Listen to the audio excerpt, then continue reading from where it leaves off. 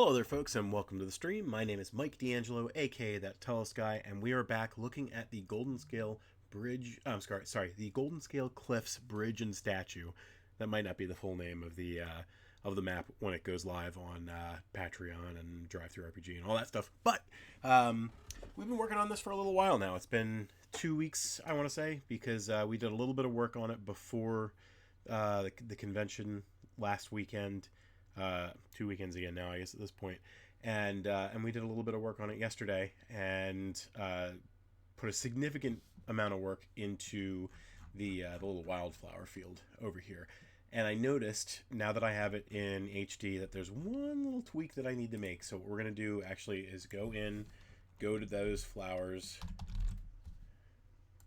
go into the group, and then just kind of put a couple more of these into place, so that we get this little gap kind of tightened up a little bit. There's a little bit that you can see elsewhere, but I feel like that was just the one that was popping out the most to me. So it's good that we kind of cleaned that up. So we've got that bit down now. One of the other things that we did was Matt and I were talking, and we felt that the ground up here on the top level was a little bit too mundane. There was, just a lot of redundancy to the way that it looked and everything. So what we did was we added this little campsite, and I thought that it would be a fun idea for history to be kind of what dictated that the rocks be placed here. You figure dwarves like to get a little toasty sometimes, so I imagined a situation in which the dwarves of this clan ended up having scuffles around this campfire and put the flowers over in this little wildflower field in danger. And that was when Dorn, the dwarf who really appreciates this stuff, said, I'm not going to have that. And he built this little protective area around the campfire to protect the flowers. We also did a little bit of work making sure that it looked like the tracks from the wheels were left behind here. And then, of course, the big amount of work that we did was making sure that this forest was a lot more lush. We had originally just a couple of sparse places on the map that had a couple of trees, because that is typically how I do things. But we wanted to do a little bit more with what we had, so we put a lot more into place, we'll say. And I think, to be perfectly honest, we're very close to being done. We did a couple of small things down here that we'll zoom in now that we're looking at things in high def.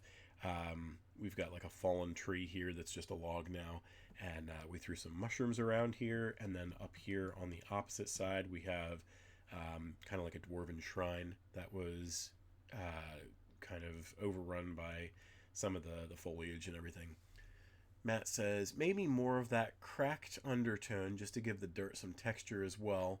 There's really little pebbles around anything on the plateaus. Unfortunately, no headphones, so I can't hear.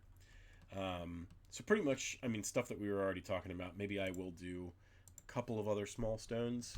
I don't want to go too crazy with it, because at some point it just looks a little overdone. Put some... a couple of places by the cave over there. Let's see. More of that cracked undertone just to give the dirt some texture. Yeah, we could do a little bit of that, I suppose. Do something around there and bring it back up to 30. And we're going to go maybe to 33%, because I don't want it to be a huge amount.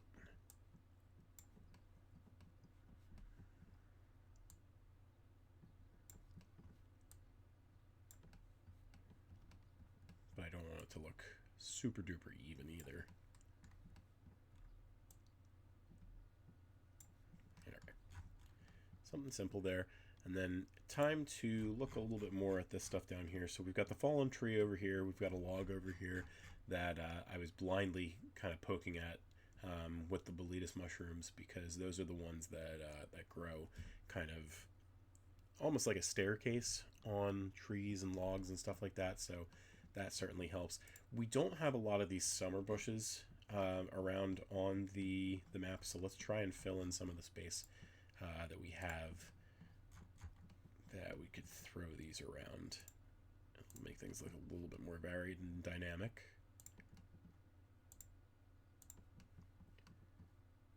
Okay, and I want to make sure that it's under the trees. So I'll do something like that real quick.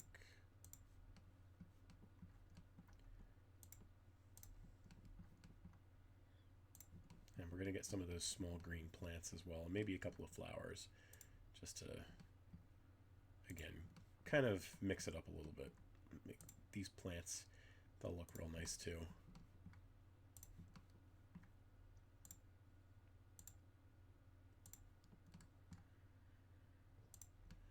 And you'll notice that I have these this brush layer here that is, let me make sure that they're the right size. It's supposed to be like forest floor, so you've got like a much different color than the nice green grass and everything that you have elsewhere. So we're going to have a little bit of a clearing there, a little bit here as well, because I don't want everything to be forest. Leaving room for the roads and stuff like that. A little bit of an area right there that they could cut through if they wanted to.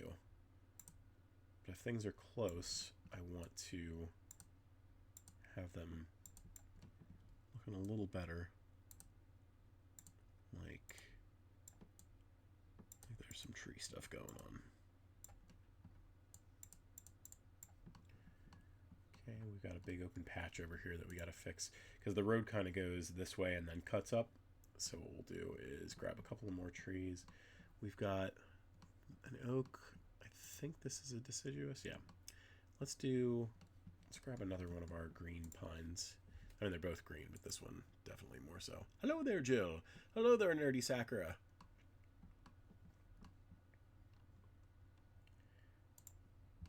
Okay, and that one actually can be a -5. You know what? Let's grab the other one while we're there.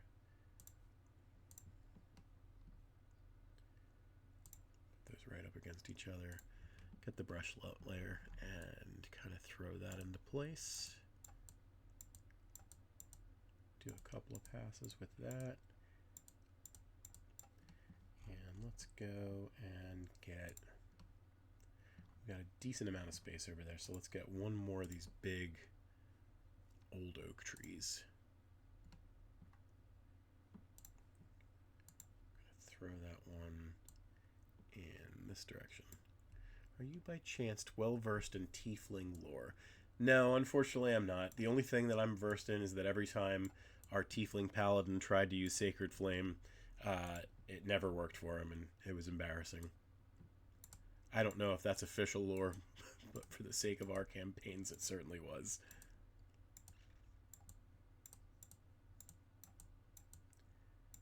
Okay, and then maybe one or two other small trees over here. We'll do another deciduous.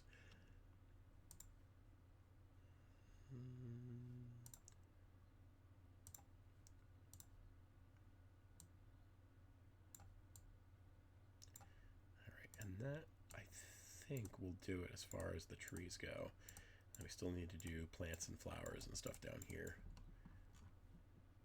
Let's do some more of these guys.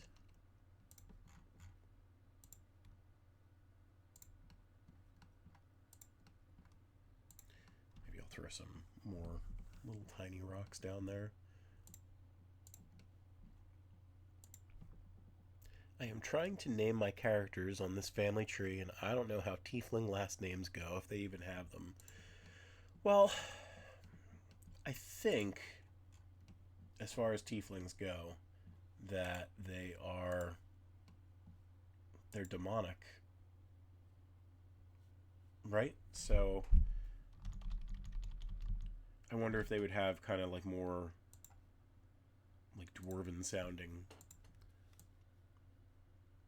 you know, like brimstone or something like that. Something that's more descriptive than like a regular surname or something along those lines. So Kev says, I think I've seen actual plays where the tiefling had a last name. I feel like they would, and I feel like it would have kind of like a, you know, a more descriptive, like something you'd see with a dwarf or a gnome or something like that. A halfling. Alright, let's get some more of... I feel like that's okay. Dude. So we're at 553 objects just here. But the wildflowers are over 4,000 just on their own.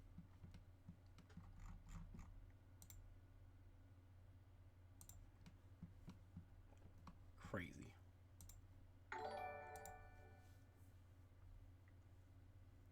Ah, I got a follow from Beard and Butter Roll. Thank you so much. So I think that brings me up to 51, but Twitch was yelling at me that I didn't have 50 yet, so that really helps. I appreciate it.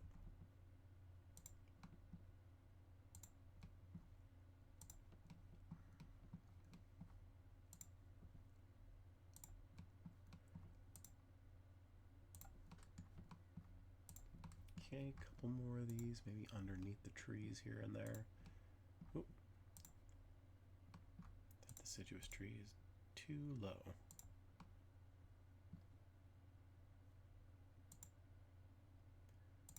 Alright, so we're going to have to bring this one up and hope that doesn't screw anything up. I think we're good.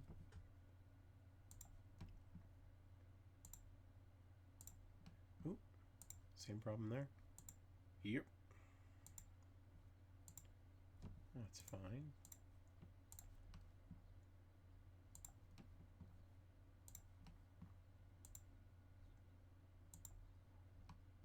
You know what? I don't actually like that one there.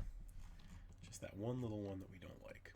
Let's get a couple more bushes in place and then we'll go over to some flowers down there.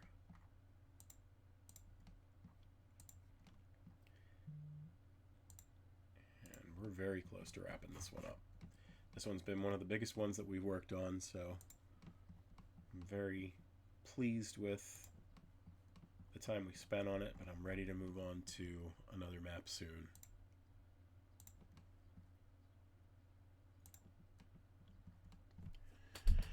Let's see. Matt says, I don't know tiefling lore, but it does interest me. Oh, and we had Nerdy Sakura said, so for those names I am doing, they are both tiefling. I've already done the tiefling humans. And Kev says, tiefling names fall into 3 broad categories. Tieflings born into another culture typically have names reflective of that culture.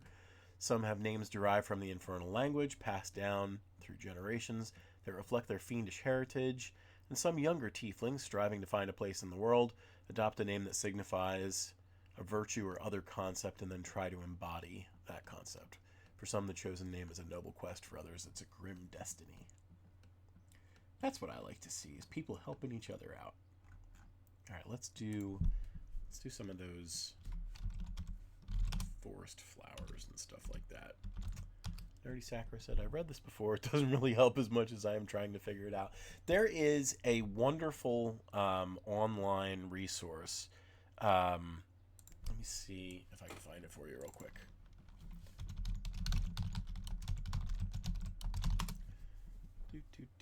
FantasyNameGenerators.com. So this is, every now and then I need something a little bit more, but I am only getting, well, let's look at the virtue names. Nah, I'm not really liking these ones.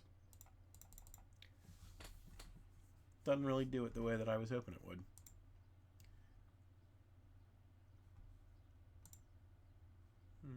Let's see.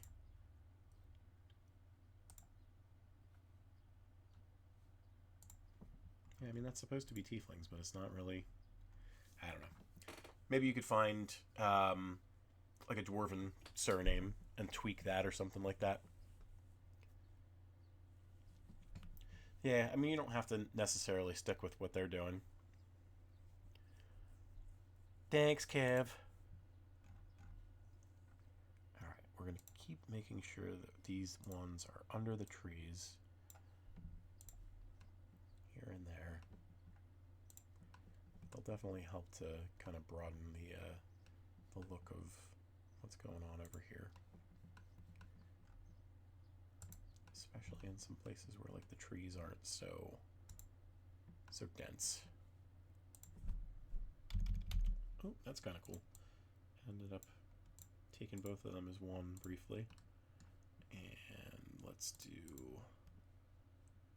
these guys. Oh, God.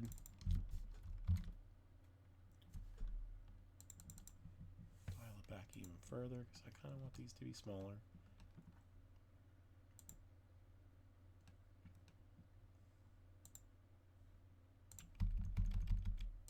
Rats. I need more layers.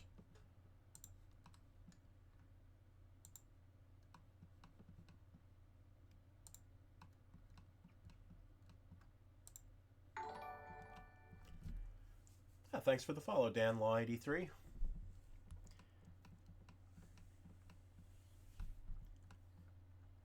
We're climbing up that follow list. I really appreciate it. This ought to be a nice week for the Tellest Twitch. Oh, that one's got to go up. And maybe we'll do one more over. Oh, God. One more over here.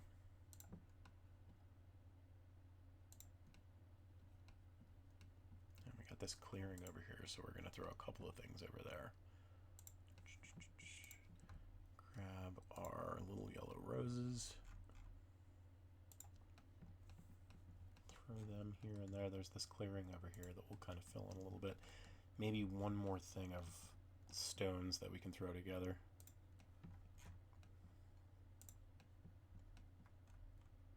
Something along those lines, but we'll probably grab a different kind.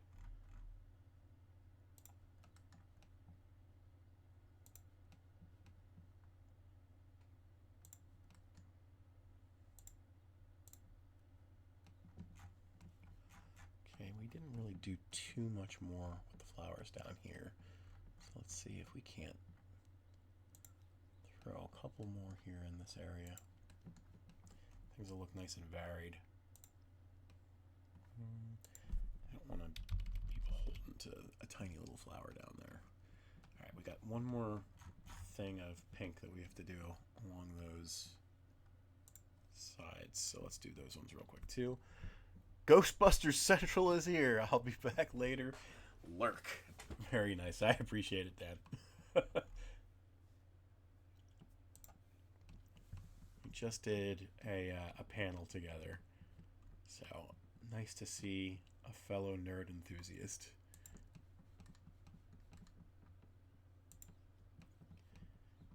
Okay, and getting close, getting close. All right, let's do. Oh. Liar. All right. I might change some more of this afterwards, but I think this is pretty darn good. So what we'll do is let's do this first. We're gonna do a little bit of fanfare.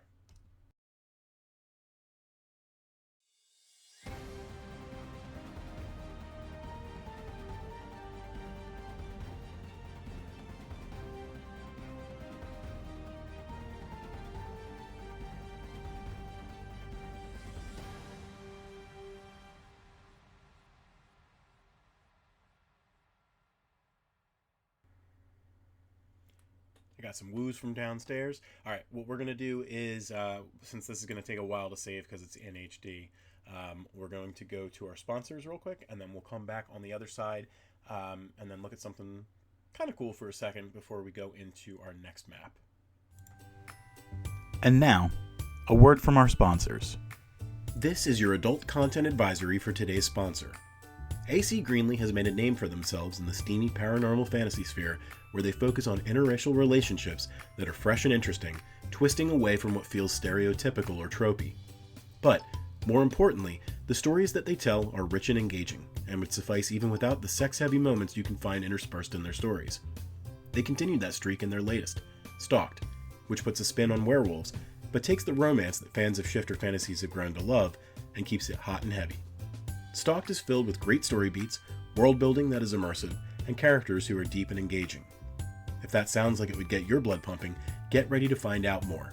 Check out our promo for Stalked, AC Greenlee's fantastic new paranormal erotic fantasy on the Tellest website today.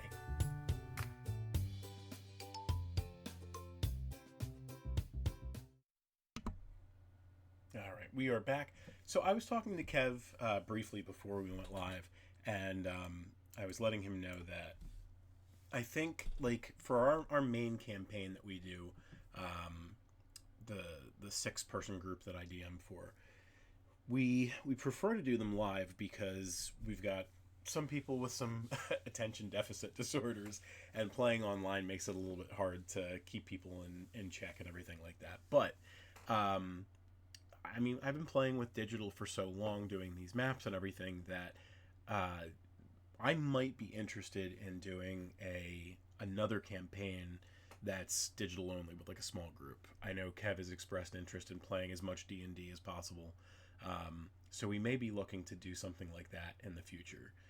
But I wanted to real quick just take a look at and show off the things that we have, because the maps ended up just playing really nice with the stuff that we had.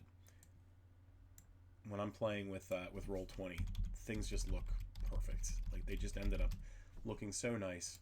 I lost myself a little bit today with Foundry, because I do want to acclimate myself to Foundry a little bit and see what kind of makes that tick. But as far as I'm concerned, these things just, they package into Roll20 so nicely, and we've got familiarity with Roll20. I feel like it might not be a far reach to try and get back into an online D&D session with people who might not have the ability to play the way that we do live. So just wanted to show again how well the maps fit into Roll20. So if you're getting the maps that we provide through Patreon or DriveThruRPG, like, there's a decent amount that we give you, because you've got, gridded and non-gridded versions of the maps in high res, and you also get variants galore. At this point, I think we've got 92 maps, including the one that we just finished, but 263 some variants. So it's a decent amount. There's a decent amount that you can do, and it can really elevate your tabletop experience, whether it's physical or digital. But figured I was playing around in Roll20. It might be fun to let everybody else see as well. But let's back out of here real quick, and then we're gonna go. We're returning to the sewers of Versali-Virai. We're not going to spend a long time here today, just because there's just so much fine tuning that needs to happen with these maps. But what we can do is at least kind of take the, I think, foreground layer that we have to be on and just stamp things out the way that we need to. So we know that we're going to snap to the grid in this area and just kind of paint these things as we go.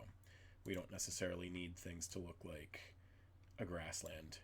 And we already used the... Oop, what's going on here?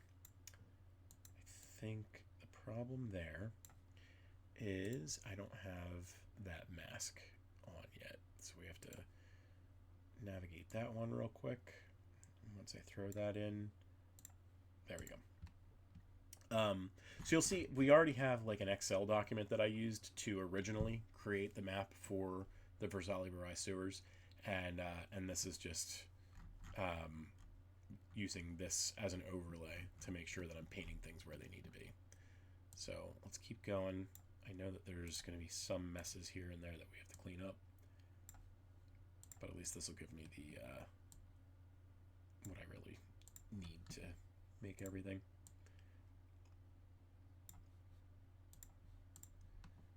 Okay, I think this stuff up here still needs to be cleaned up. No, it just didn't have any overlay. It was just the black background. So let's go back to our brush and we'll throw some of this down.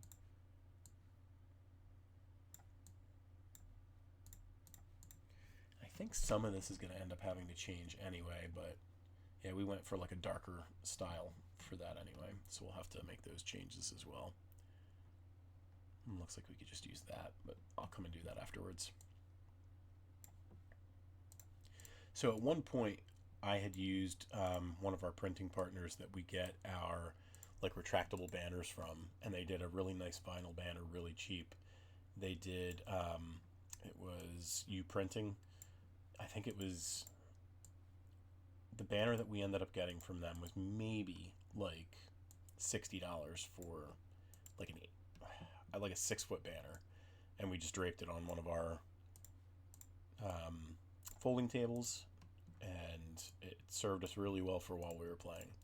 And when Kevin and I were at the Philadelphia Fan Expo this past week, we did a Teenage Mutant Ninja Turtles panel, and I neglected to mention that during that panel, this session was very much Teenage Mutant Ninja Turtles inspired. We kind of put a twist to it, and we had were-rats that were wearing bandanas instead of turtles. And it became a fun little thing.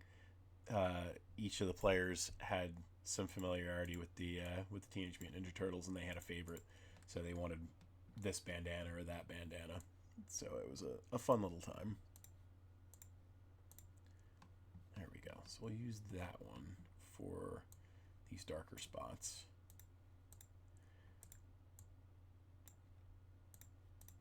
Oop, I missed a little bit. And gotta have a little bit going there too. I'll just kind of take it off the board because we are going to end up using this again. There's 3 sections of the Versali-Virai sewer, so we want to make sure that we're covering for all of it. And then what we'll do is down here, we don't necessarily need that little square. We need something that's more akin to this. So what we'll actually do is just grab one of these and duplicate it.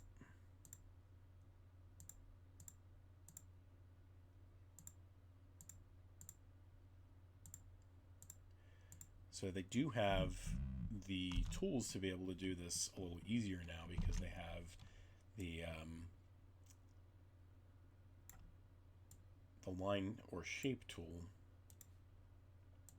but we don't necessarily need to use those just because they have them.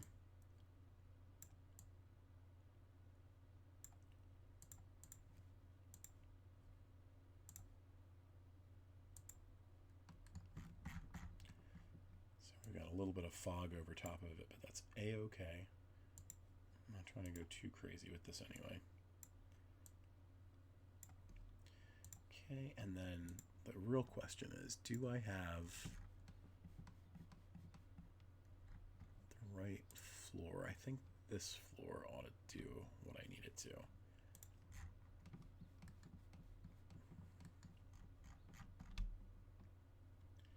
And then the question is it sized right? Is it going to look nice? I think we need to do a little bit more masking as well.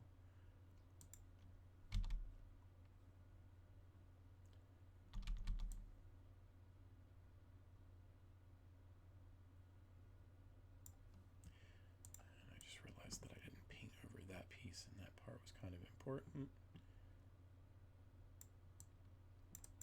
Oh, a little bit more masking over here. And now let's try and turn off our overlay.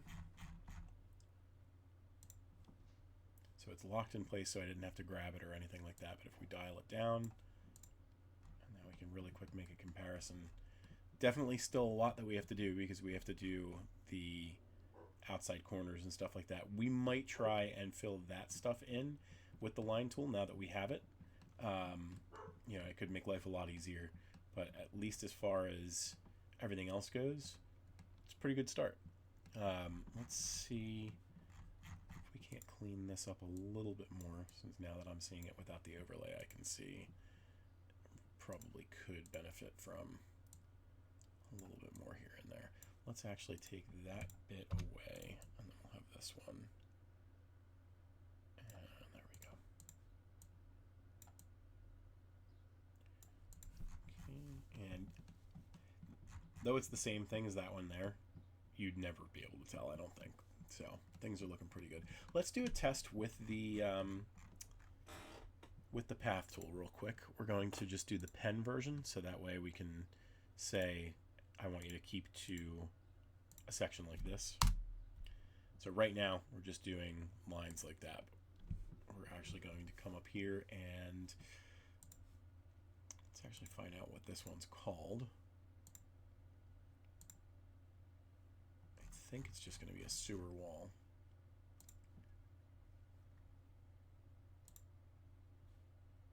Nope, sewer rock wall. So let's see if we can't convert this into a sewer rock wall.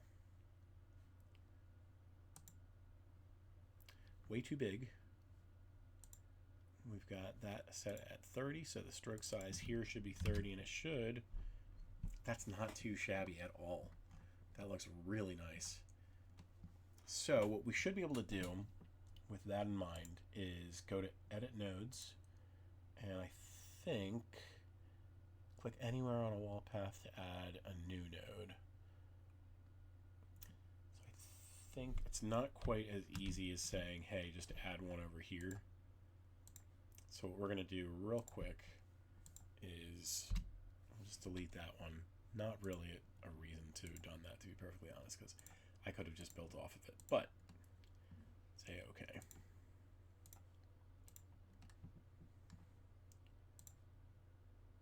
Okay, we're going to build it to about there, and then I know that I'm going to have to draw that back. I don't need quote-unquote end caps, so we're going to go into the stroke options, turn off the caps, and let's layer it down. And we're going to say that some of it was broken over there. So we're going to edit the nodes one more time. And then we should be able to, once we're off snap to grid, we move it to right about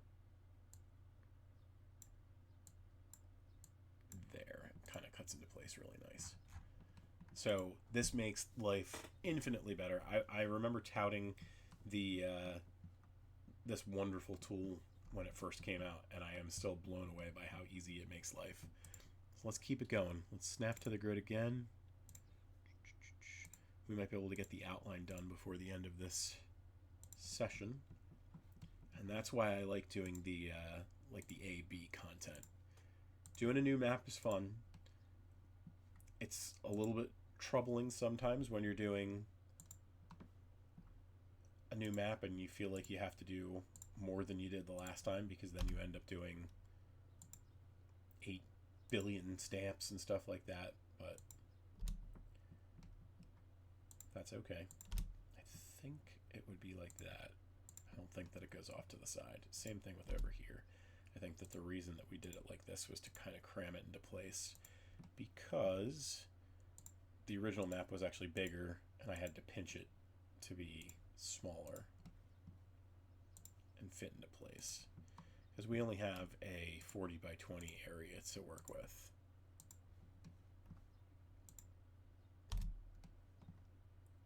Okay, and more.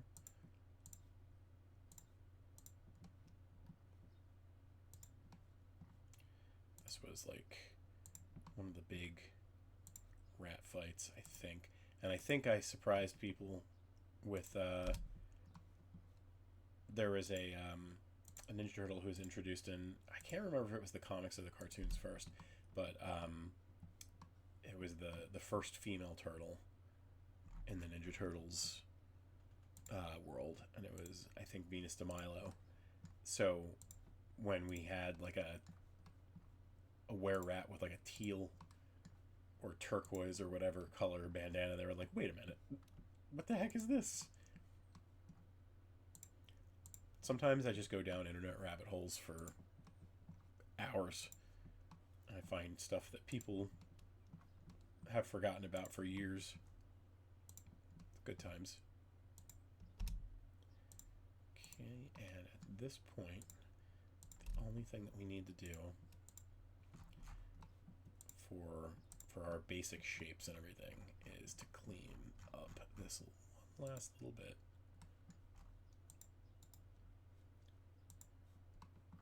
Again, take off the snap to grid and scooch that forward a little bit.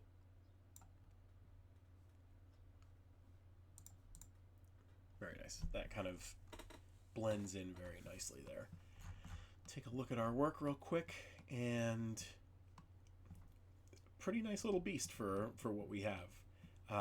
We definitely need to do a lot because we got all the sludge that we have from these other rooms. We have the walkway that the players can kind of cling to, but I mean, considering how quickly we did this, not too shabby at all. So that is going to, I think, wrap us up today. We'll keep things quick and breezy. Let's save it one more time, and while it's saving, we'll go to our show closing page. I really need to update this because we really need to throw the drive-through RPG link on here. But anyway, so folks, on the screen right now, you should see all the places that you can find Tellest content on the internet. Tellest.com, great place to start.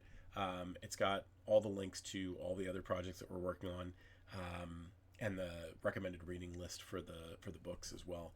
But if you want to see some of our premium stuff, you want to go to Patreon and Etsy. Patreon.com/Tellest is where you can find these maps when they're done. That's where you can find them first. And we will put them together with the high-res, gridded and non-gridded versions, as well as variants when we make them. And we've also started doing point of interest documents and like bonus... sorry, I got distracted. Misery asked, does the man want his chalky milk? And the man do want his chalky milk. Anyway, so we also have been doing the point of interest documents and the bonus scenes that Matt has worked on as part of the Kickstarter stuff. But if you want to get physical premium goods, you can get them at tellest.etsy.com. People were calling me an idiot at the convention for not selling the physical maps that we had. We were just showing off, and they basically convinced me to sell the ones that were on display. So we figured a lot of people are liking them. We had some very nice things being said about our maps. People thought that they were Fire Emblem. People thought that they were StarCraft, and we were just showing off stuff from those games. No, like this is the kind of stuff that you can make with Inkarnate. Really, really nice. So definitely check those out. There's some other stuff on there as well. We've got our posters, our books, the art book, the Quantum Quest tabletop game, stuff like that. And you can also see Rihanna's Weird Witch Wands, which you can find videos of on TikTok.com/@WeirdWitchWands. And while you're on TikTok, you might as well also check out TikTok.com/@TillsOfTellest to see our doggies acting like fools.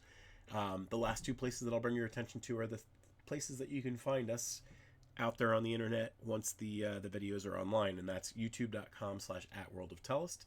That's after Twitch. The 21 days is over and whatever, and we're not on that platform anymore. But twitch.tv/thattellestguy is where you can catch us live every time we're doing one of these videos. So definitely check us out, give us a follow.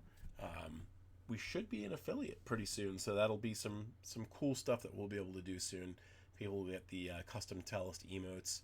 We'll have some really cool idea for channel points and stuff like that, and yeah, it'll be a good time. But my voice is telling me it's time to go, so I appreciate everybody dropping by and giving me a chat, and giving a follow as well. But this'll be it for the week, I think, and then we'll be back next Monday for a new Talking Tellest. And in the meantime, I miss you.